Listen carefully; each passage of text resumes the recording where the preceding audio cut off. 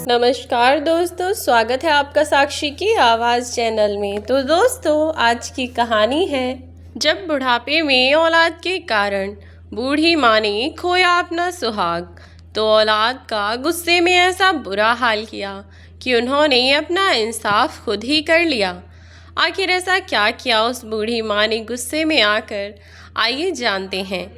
करोड़पति होने के बावजूद भी कमलेश जी और उनकी पत्नी कमला जी, दोनों बुजुर्ग दंपति, अपना जीवन बस किसी तरह से सड़क के किनारे ही जी रहे थे कि अचानक उनके जीवन में कुछ ऐसी घटना हुई कि उनके जीवन में जो घट रहा था वह तो कुछ भी नहीं था जो भगवान ने उनके आने वाले समय में उनके लिए सोच कर रखा था। आखिर भगवान उन दोनों बुजुर्गों की इतनी परीक्षाएं क्यों ले रहे थे, या फिर ये उनके अपनों के ही दिए हुए धोखे थे जिनकी बदौलत आज वह दोनों बुजुर्ग ये दुखों के पहाड़ जैसा जीवन जी रहे थे एक दूसरे के साथ की वजह से कि अब तो उन दोनों का साथ भी छूट गया और कमलेश जी अपनी पत्नी कमला जी का हाथ बीच राह में छोड़कर चल बसे। जाने से पहले उन्होंने अपनी पत्नी से कुछ कहा। कमलेश जी के जाने के बाद उनकी पत्नी तो जीते जी मर ही गई थी, पर बस उनकी सांसें थीं जो शरीर को छोड़कर जाने का नाम नहीं ले रही थीं। उन्होंने खाना पीना सब कुछ छोड़ दिया था कि काश उन्हें भी मौत अपने गले लगा ले, पर मौत क्या, उन्हें तो कोई बीमारी तक नहीं हुई। वह कितनी भी कोशिश करती पर बदले में तो उनके हाथ में नाकामी ही लगती। फिर उन्होंने अपने पति की बातों को याद किया जो उन्होंने मरने से पहले कही थी, और उन्होंने अपने पति की बातों को याद करके जीने का फैसला किया और जो भी उनका था वो सब अब वापस पाने का फैसला किया। कौन था धोखेबाज और किसने दिया उन दोनों को धोखा, सब जानने के लिए उनके जीवन में कुछ समय पहले क्या हुआ, पहले हम वह सब जानते हैं। कमलेश जी और उनकी पत्नी कमला जी, वह लोग शहर के ही रहने वाले थे। साथ ही साथ वह लोग अच्छे खासे नामी इंसान थे जिनका अच्छा खासा रुतबा था। वह लोग अपने बेटे और बेटी के साथ बहुत खुशी खुशी रहा करते थे। जब तक उनके बच्चे छोटे थे उन्होंने उनका ख्याल बहुत अच्छे से रखा। फिर धीरे धीरे जैसे जैसे बड़े बच्चे होने लगे उनके, तो उनके सोच विचार, रहन सहन सब बदलता बदलता गया। जो बातें उन्हें अपने माता पिता की अपने बचपन में अच्छी लगती थीं, बड़े होने के बाद वही बातें उन्हें बुरी लगने लगीं। उनकी हर बात में उन्हें कमियां नज़र आने लगीं।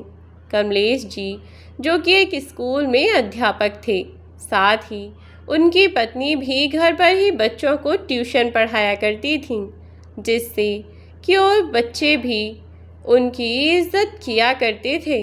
उन्हें कभी किसी चीज़ के लिए भी किसी के आगे जाकर विनती करने की ज़रूरत नहीं होती थी। कोई भी बच्चा उनके किसी भी काम को मना नहीं करता था। अब माता पिता जो कि अध्यापक थे, तो जब वह अपने बच्चों को अपने साथ लेकर स्कूल जाया करते, तब सब लोग उनके माता पिता की वजह से उन बच्चों को भी बहुत प्यार किया करते थे। जब स्कूल में किसी टीचर के बच्चे आते हैं तो सब लोग उन्हें बहुत प्यार करते हैं। दोनों बच्चे भी पढ़ाई लिखाई में बहुत अच्छे थे और अपने माता पिता की बातें भी माना करते थे। पर अब जब बच्चे धीरे धीरे कमलेश जी के बच्चे बड़े हो रहे थे, तो अब उनकी बातचीत में भी थोड़ा अंतर आने लगा था। अब वह दोनों कॉलेज में आ चुके थे, तो उधर कमलेश जी और उनकी पत्नी कमला जी, उनकी भी उम्र होने लगी थी। वह लोग बेशक शहर में रहते थे, लेकिन गांव में भी उनकी अच्छी खासी ज़मीन जायदाद थी। कमलेश जी के माता पिता उस पर कभी खेती किया करते थे। अभी तक कमलेश जी के गांव में भी उनका बहुत नाम था, क्योंकि वह शहर में पढ़ाया करते थे अपने माता पिता के साथ। कमलेश जी अपने गांव में ही रहना चाहते थे, लेकिन उनके गांव में पास में ही अच्छे कॉलेज में अध्यापक के पद पर उनकी नौकरी लग गई थी। इसीलिए वह अपनी पत्नी के साथ शहर में रहने के लिए आ गए थे। साथ ही कमलेश जी के माता पिता ने भी उन्हें गांव में रखना नहीं चाहा। वह चाहते थे कि हमारा बच्चा हमारे चक्कर में गांव में रहकर पीछे ना रह जाए। जब उसे मौका मिला है शहर में जाकर स्कूल में पढ़ाने का, तो वह इस छोटे से गांव में रहकर अपनी काबिलियत को क्यों गंवा दे। इसीलिए उन्होंने अपने बेटे कमलेश जी को शहर भेज दिया था और अब कमलेश जी भी शहर में अपने परिवार के साथ बहुत खुशी खुशी रह रहे थे। कमलेश जी के बच्चों और पत्नी के साथ गांव में वे छुट्टी मनाने आया करते थे। साथ ही अपने पोते पोती को देखकर उनके माता पिता भी बहुत खुश हुआ करते थे। जब वह बच्चे बड़े हो गए तो वह कॉलेज में आकर अपनी पढ़ाई करने लगे। इधर कमलेश जी अपने माता पिता से मिलने छुट्टियों में अपने गांव जाया करते थे। जब तक उनके बच्चे छोटे थे तब तो वह भी उनके साथ बड़ी खुशी खुशी जाया करते थे, लेकिन जैसे जैसे वह बड़े होने लगे उन्हें अब अपने दादा दादी से मिलने का भी मन नहीं करता था। उन्हें गांव जाना ही अच्छा नहीं लगता था, तो उन्होंने वहां जाना बंद कर दिया। साथ ही अपने माता पिता को भी बोला कि मम्मी पापा, अगर आपका वहां जाने का मन किया करे तो आप वहां चले जाया करें, पर हमें वहां जाने को फोर्स ना किया करें। हमारी पढ़ाई चल रही है, जिसकी वजह से हमें स्कूल में पढ़ाई करनी है। अब आप लोग गांव जाकर हो आओ और जल्दी आ जाना, हम लोग यहीं पर रह लेंगे। कमलेश जी और उनकी पत्नी कमला जी तो पढ़ाई की अहमियत समझते ही थे, तो वह भी अपने बच्चों को घर पर ही छोड़कर दोनों ही अकेले गांव चले जाया करते थे। अब कमलेश जी के माता पिता दोनों का देहांत हो गया, तो उन्होंने अपने गांव की ज़मीन को किसी और को खेती करने के लिए दे दिया, ताकि वह उस ज़मीन पर खेती बाड़ी कर सके, और गांव वाले घर में किराएदारों को छोड़ दिया ताकि घर में जोत बाती होती रहे। अब वह अपने परिवार के साथ शहर में ही रहने लगे। गांव जाने का तो कोई सवाल ही नहीं था, क्योंकि जब तक उनके पिता गांव में रहते थे तब तक वह उनसे मिलने के बहाने से ही सही पर गांव चले जाया करते थे। लेकिन जब गांव में उनका अब कोई था ही नहीं, तो वह आखिर किससे ही मिलने गांव जाया करते। अब तो वह 2-2, 3-3 सालों में गांव में चक्कर लगाया करते थे, बस अपनी खेती बाड़ी देखने के लिए, उसका पैसा लेने के लिए और घर का किराया लेने के लिए ही कमलेश जी अब वहां जाया करते थे। कमलेश जी अपने जीवन में बहुत व्यस्त हो रहे थे। उन्होंने अपने बच्चों पर थोड़ा ज़्यादा ध्यान नहीं दिया। बस जो भी चीज़ उनके बच्चे मांगा करते तो वह टाइम से पहले उन्हें वह लाकर दे दिया करते थे। उनके दोनों बच्चे पढ़ाई तो किया ही करते थे, साथ ही साथ अपना टाइम पास भी पूरा किया करते थे। अब आज उन दोनों का लास्ट एग्ज़ाम था। एग्ज़ाम भी लास्ट शिफ्ट में था। उनके बेटे का एग्ज़ाम पहले ही हो गया, तो वह घर के लिए पहले निकल गया। अब लास्ट का पेपर था, तो इसीलिए उसकी बहन के दोस्त और उसकी बहन स्कूल में मस्ती करने लगे। मस्ती मस्ती में वह अपने कॉलेज के टीले पर चले गए, यानी कॉलेज की छत पर चले गए, और हंसी मजाक में मौज मस्ती करते करते ही उसके दोस्त के हाथ से गलती से उसकी बहन को धक्का लग गया और वह छत से नीचे गिर गई। जैसे ही वह नीचे गिरी तो पूरे कॉलेज में हड़कंप मच गया। उसे उठाकर जल्दी से अस्पताल ले जाया गया, लेकिन वह तीसरी या चौथी मंजिल से गिरी थी, जिससे वह अस्पताल पहुंचते पहुंचते ही रास्ते में ही उसने दम तोड़ दिया। और उसकी मौत हो चुकी थी। जब उसके माता पिता को इस बारे में पता चला तो उनके 2 पैरों तले ज़मीन खिसक गई और वह अपनी बेटी की मौत से जैसे तैसे उभरे और अब उनका वह बेटा अलग ही रास्ते पर चलने लगा। वह पढ़ाई करते करते किसी लड़की को पसंद करने लगा जो कि बेहद ही बदतमीज़ और बिगड़ी हुई इंसान थी, लेकिन उसके सामने वह बहुत अच्छा बनकर दिखाया करती थी। उसके बारे में उसके माता पिता यानी कमलेश जी और कमला जी को पता था कि वह लड़की कैसी है। जब उन्हें पता चला कि उनका बेटा उस लड़की से शादी करना चाहता है तो उन्होंने साफ साफ इनकार कर दिया और अपने बेटे को समझाने की कोशिश की, लेकिन उसने उस लड़की के साथ भागकर शादी कर ली। और अब जब वह शादी करने के बाद घर आया तो कमलेश जी और उनकी पत्नी बहुत ज़्यादा नाराज़ हुए और उन्होंने अपने बेटे को घर में घुसने से मना कर दिया। और अब वह अपने मम्मी पापा से माफ़ी मांगने लगा और उनसे कहने लगा कि मुझे माफ़ कर दीजिए मम्मी पापा, लेकिन आप लोग मेरी शादी करवाने के लिए मान ही नहीं रहे थे तो मैं क्या करता। मैंने तब मजबूरी में आकर ऐसा किया है, लेकिन अब मैं आप लोगों से अलग भी नहीं रह सकता, तो मैं चाहता हूँ कि आप लोग इसे अपना लें और हम दोनों को आप अपना आशीर्वाद दें। उनके बेटे की बहुत मिन्नतें करने के बाद कमलेश जी और कमला जी भी उन दोनों ने उन्हें माफ़ कर दिया और घर में रहने की परमिशन दे दी। आखिर वह दोनों बेचारे क्या ही करते। बेटी के मरने के बाद उनका एक ही औलाद बची थी उनकी। अब वह भी अपने माँ बाप के साथ घर में अब सुकून से रहने लगा और उसके पति से धीरे धीरे उसने घर के सारे ज़मीन जायदाद अपने नाम करवा लिए। नई बहू ने जब यह सब किया और उस लड़के को भी उस लड़की ने अपनी बातों में ऐसे फंसा लिया कि जो भी वह कहती उसे वही सब सच लगता, और उसने और कमलेश जी के बेटे दोनों ने मिलकर उन दोनों को घर से बाहर निकाल दिया, क्योंकि उन दोनों की कोई भी बात कमलेश जी और उनकी पत्नी को अच्छी नहीं लगती थी, तो वह दोनों उन्हें हर बात पर टोक दिया करते थे। उनकी बहू को घर का तो कोई काम करना पसंद ही नहीं था और देर रात तक वह दोस्तों के साथ घूमा फिरा करती थी, जो कि उन्हें और उनकी पत्नी को पसंद नहीं था, तो वह उसे डांट दिया करते थे, जिससे उनका बेटा और उनकी बहू को बिल्कुल अच्छा नहीं लगता था। तो घर अपने नाम करने के बाद उन्होंने अपने ही माँ बाप को घर से बाहर निकाल दिया और दर दर की ठोकरें खाने के लिए सड़क पर छोड़ दिया। अब कमलेश जी और कमला जी के पास रहने के लिए कुछ नहीं था, क्योंकि उनके माता पिता के मरने के बाद उन्होंने गांव जाना कम कर दिया था।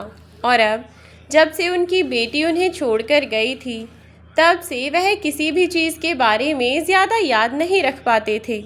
उनके दिमाग में अपनी बेटी को छोड़कर जाने की टेंशन और ऊपर से उनके बेटे ने उनके साथ इतना बड़ा धोखा किया जिसे वह बर्दाश्त नहीं कर पाए। और कुछ समय बाद कमलेश जी की भी मौत हो गई। कमलेश जी की मौत का कमला जी को बहुत बड़ा सदमा लगा और उन्होंने भी अपने पति के साथ ही मरने की बहुत कोशिश की। कभी रोड के बीच में गाड़ियों के बीच आके बैठ जाया करती, तो कभी 2-3 बार तो पानी में भी डूबकर मरने की कोशिश की, पर उन्हें कोई न कोई बचा ही लेता। उन्होंने मरने की तो बहुत कोशिश की, लेकिन इसका उन पर कोई असर नहीं हुआ और वह मरने की कोशिश करती रहीं, पर मौत भी उन्हें अपने गले लगाने को तैयार नहीं थी।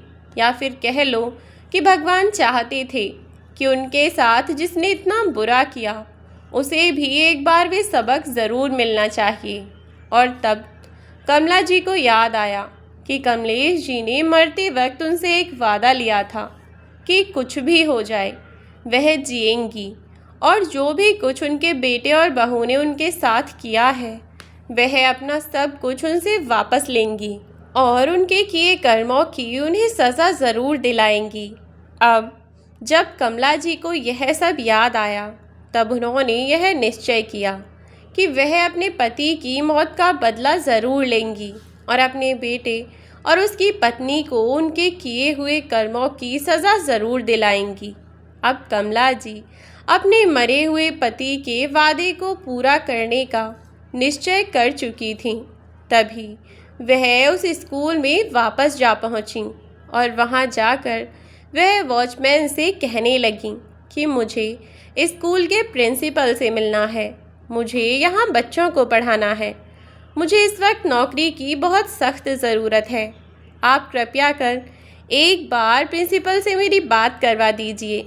लेकिन उनकी हालत इतनी दयनीय थी कि उन्हें देखकर वॉचमैन ने उन्हें कोई भिखारी या फिर कोई पागल औरत समझा और उन्हें वह वहाँ से भगाने लगा। लेकिन उनका शोर प्रिंसिपल के कमरे तक चला गया और वह कहने लगा कि यह वॉचमैन किससे लड़ाई कर रहा है, कैसे क्या कर रहा है पता नहीं, कि बच्चों की क्लास चल रही है और इतनी ज़ोर ज़ोर से आवाज़ें हो रही हैं जिससे बच्चों का ध्यान पढ़ाई पर नहीं लगेगा।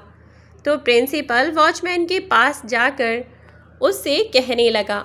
वहाँ पर जब प्रिंसिपल पहुँचा तो वहाँ जाकर जब उसने उस औरत की तरफ देखा तो वह उन्हें देखकर हैरान रह गया, क्योंकि यह तो उसकी वही टीचर थीं जिन्होंने उसे बचपन में ट्यूशन पढ़ाया था और जिनके पति इसी स्कूल में टीचर थे।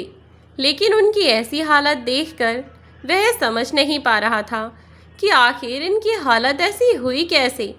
उसने पहले तो वॉचमैन को बहुत डांटा कि क्या तुम्हें तमीज़ नहीं है बड़ों से बात करने की, और फिर उन्हें अपने साथ लेकर अंदर चला गया।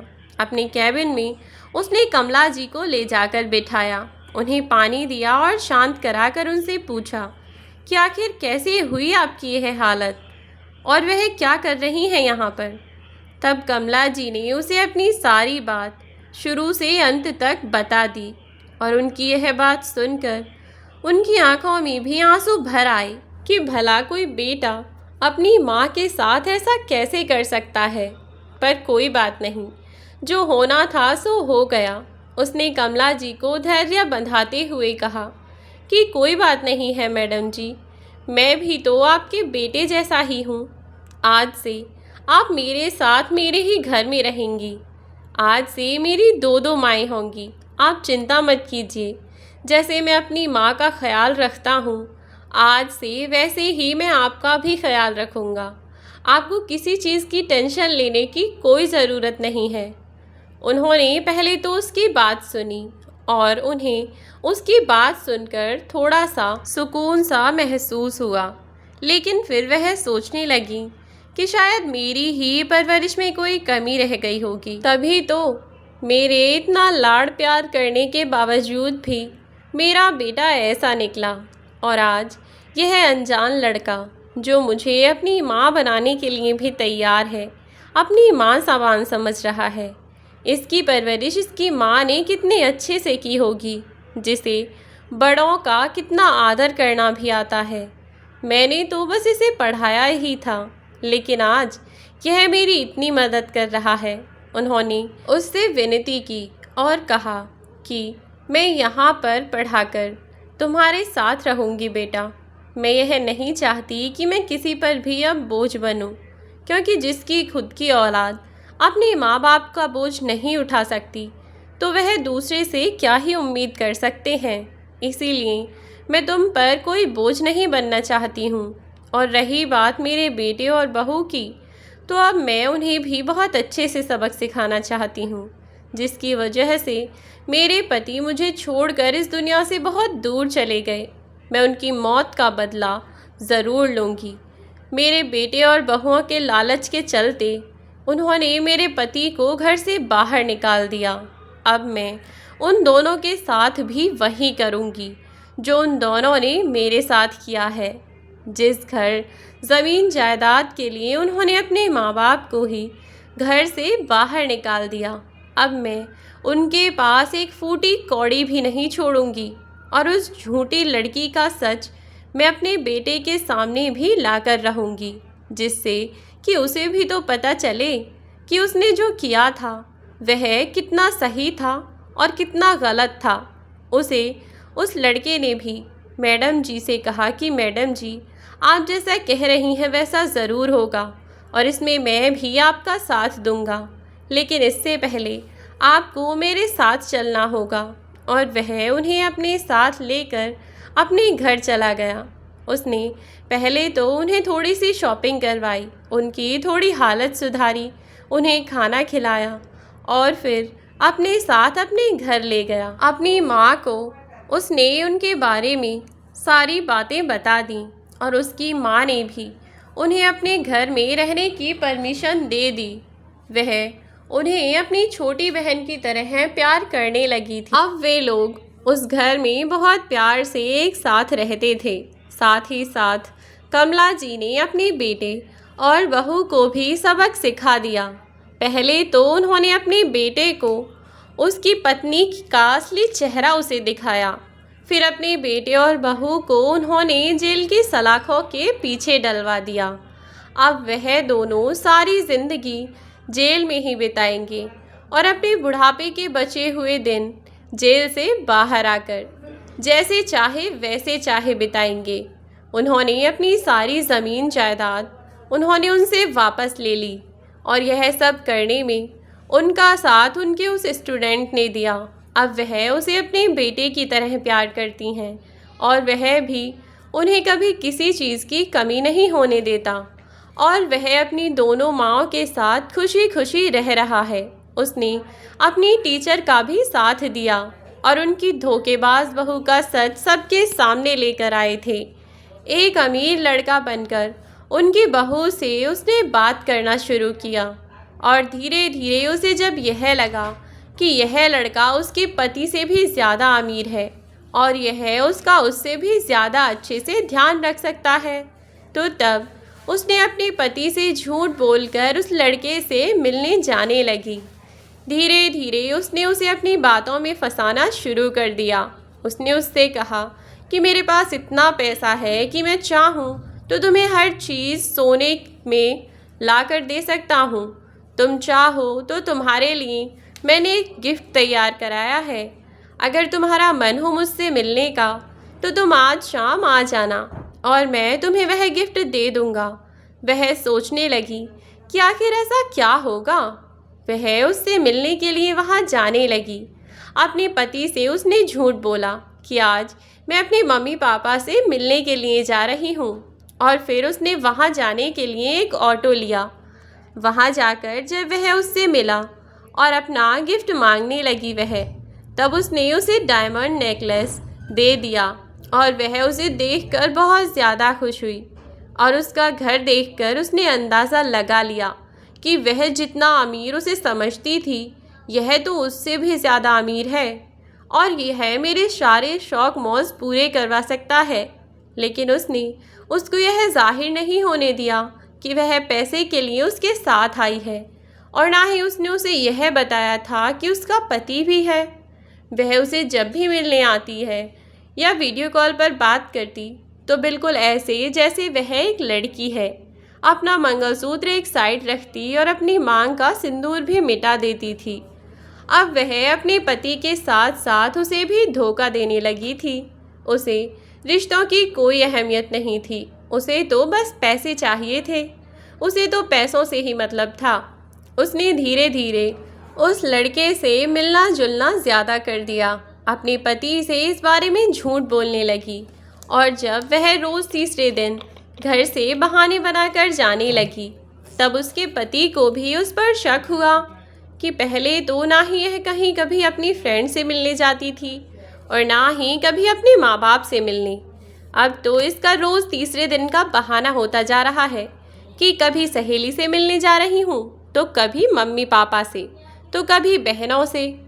उसके मन में उसको लेकर शक पैदा होने लगा था और उधर उसके मन में शक पैदा करने का सबसे बड़ा कारण था कि उसकी पत्नी के फ़ोटोग्राफ्स उसके ऑफिस में आए जिसमें वह किसी और लड़के के साथ घूम फिर रही थी और यह सब देखकर पहले तो उसने विश्वास ही नहीं किया, लेकिन जब उसने धीरे धीरे नोटिस किया कि उसकी पत्नी रोज़ रोज़ झूठ बोलकर कहीं ना कहीं जाती है, तो उसने एक दिन अपनी पत्नी का पीछा किया और उसे अपनी पत्नी का सारा सच उस दिन पता चल गया कि यह कोई अपनी माँ से मिलने नहीं जाती, इसका तो कोई और बॉयफ्रेंड है और यह उसी से मिलने अपनी माँ का बहाना बनाकर जाती है। अब उसे बहुत ज़्यादा अफसोस हो रहा था। वह सोच रहा था कि मैंने इसके लिए अपने माँ बाप को भी छोड़ दिया और आज यह किसी और के लिए मुझे छोड़ने को तैयार है। जब उसे अपनी पत्नी का सारा सच पता चला तो वह विश्वास नहीं कर पा रहा था, लेकिन तभी उसकी माँ और वह लड़का उनके साथ उनके घर आया और उन्होंने उसकी पत्नी के बारे में सारी बातें उसे बता दीं। तब वह यह सब जानकर बहुत दुखी हुआ और उसने अपनी माँ से अपने किए हुए बर्ताव की बहुत माफ़ी मांगी और उनसे कहने लगा कि मैं अपनी पत्नी के बहकावे में आ गया था। उसके कहने में आकर मैंने अपने ही माँ बाप को अपने घर से निकाल दिया, जिसकी वजह से आज मेरे पिता हमारे बीच नहीं है। वह हमें छोड़कर बहुत दूर जा चुके हैं। मैं इस लालची औरत के बहकावे में आकर अपने ही माँ बाप को धोखा दे बैठा। मैं बहुत शर्मिंदा हूँ माँ, प्लीज़ मुझे माफ़ कर दो। मैं जानता हूँ कि मेरी की हुई गलतियों की कोई माफ़ी नहीं है और मेरी ही वजह से आज हमारे पिताजी हमारे बीच नहीं है। माँ मुझे माफ़ कर दीजिए। और वह यह कहकर अपनी माँ के पैरों में गिरकर रोने लगा। अब उसकी पत्नी का सच उसकी माँ के और उसके सामने था। जब उसकी पत्नी बाहर से घर आई तो उसने अपनी सास को अपने घर देखा तो वह आग बबूला होकर उसका हाथ पकड़कर उसे घर से बाहर निकालने लगी। तब कमला जी के बेटे ने अपनी पत्नी का हाथ पकड़कर उसे 2-4 तमाचे खींच कर मारे और अपनी पत्नी और उस लड़के के फ़ोटोज़ उसके मुंह पर देकर मारे। और जब उसकी पत्नी ने यह देखा कि इस बारे में मेरे पति को पता है, तो वह उसके सामने मासूम बनने लगी और कहने लगी कि मैं नहीं जानती थी, शायद इसने मुझ पर कुछ करवा दिया था तो मैं इसके बहकावे में आ गई थी। मुझे इस बारे में कुछ नहीं पता। तुम्हें पता है ना कि मैं तुम्हें कभी धोखा नहीं दे सकती। मुझे तो यह खुद नहीं पता कि यह मेरे फ़ोटोज़ किसके साथ हैं, कैसे आए। मैं तो इसे जानती भी नहीं हूँ और ना ही कभी इससे मिली हूँ। इसके पति ने तभी उसके गाल पर 2-3 तमाचे और लगाए और कहने लगा कि झूठ बोलने की कोई हद होती है। अब तेरे झूठ बोलने का कोई फ़ायदा नहीं है। तेरा सच मेरे सामने आ चुका है, तो अब अच्छा ही होगा तू अपना सच खुद अपने मुंह से कबूल कर ले, वरना जब पुलिस आ जाएगी तब तो तुझे खुद अपने मुंह से अपनी सच्चाई बतानी ही पड़ेगी। तब वह गुस्से में बोली, हाँ हाँ, यह मेरे ही फ़ोटोज़ हैं और मैं इसको बहुत अच्छे से जानती हूँ और गलत ही क्या है इसमें। यह तुझसे ज़्यादा अमीर है, तुझसे ज़्यादा पैसे वाला है और तुझसे ज़्यादा दिखने में भी सुंदर है। यह मेरी हर ख्वाहिश पूरी कर सकता है, तो अब मैं तुझे छोड़कर इससे शादी कर लूँगी। और वैसे भी अब तेरे पास बचा ही क्या है जो मैं तेरे साथ रहूं? मुझे अपनी ज़िंदगी बर्बाद करने में बिल्कुल भी दिलचस्पी नहीं है। और उसने अपना जहर उगलना शुरू कर दिया। थोड़ी देर तो वह सब कुछ खड़े होकर सुनता रहा, फिर उसने अपनी पत्नी को पीटना शुरू कर दिया और बोला, तेरे चक्कर में ही तो आकर मैंने अपने माँ बाप को अपने घर से बाहर निकाला था और आज तू ही मुझे छोड़कर जाने की बात कर रही है। अगर मैं अपने माँ बाप की बात पहले ही समझ गया होता या फिर मैंने उनकी बात मान ली होती तो आज ऐसा कुछ नहीं होता और ना ही मेरे पिताजी मुझे छोड़कर जाते। तेरी वजह से मैंने अपने पिता को भी खो दिया और अब तू अपनी गलती मानने की बजाय मुझे दोष दे रही है। वह दोनों आपस में एक दूसरे को कोसने लगे, दोष देने लगे।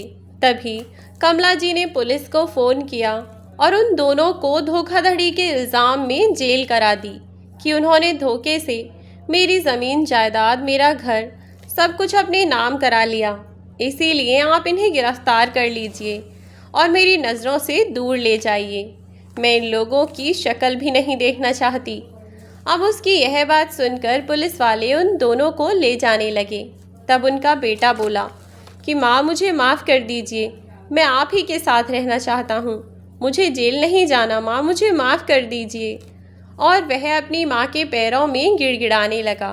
लेकिन कमला जी ने उसे माफ़ नहीं किया, क्योंकि आज उनकी इस औलाद की वजह से उनके पति कमला जी के साथ नहीं हैं और वह उनका साथ छोड़कर हमेशा हमेशा के लिए बहुत दूर जा चुके हैं। शायद कमला जी अपने बेटे की हुई सारी गलतियों, सभी गद्दारी को भूल सकती थीं, लेकिन जब आज उनका जीवन साथी उनके बेटे की वजह से उनका साथ छोड़कर चला गया, तो वह उसे माफ़ नहीं कर पाई और उन्होंने उसे भी जेल भेज दिया। आज उनके दोनों बहू और बेटे जेल की सलाखों के पीछे चक्की पीस रहे हैं और कमला जी अपने स्टूडेंट और उसकी माँ के साथ खुशी खुशी अपना जीवन व्यतीत कर रही हैं। यही थी दोस्तों आज की कहानी। आज की कहानी आपको कैसी लगी हमें कमेंट बॉक्स में ज़रूर बताएं। वीडियो यदि अच्छी लगी हो तो वीडियो को लाइक और शेयर कर दें। यदि चैनल पर नए हो तो चैनल को सब्सक्राइब करना बिल्कुल ना भूलें। साथ ही बेल आइकन को प्रेस कर दें ताकि आने वाली वीडियो की नोटिफिकेशन आपको मिलती रहे। यदि आपके पास भी है ऐसी कोई कहानी तो लिख कर भेज दीजिए दी गई मेल ID पर, जिससे वह कहानी हम दुनिया को बता सकें। तो आज के लिए बस इतना ही। मिलती हूँ आपसे एक नई वीडियो में एक नई कहानी के साथ। तो तब तक के लिए बाय बाय मेरे प्यारे दोस्तों। अपना ख्याल रखें और सुरक्षित रहें।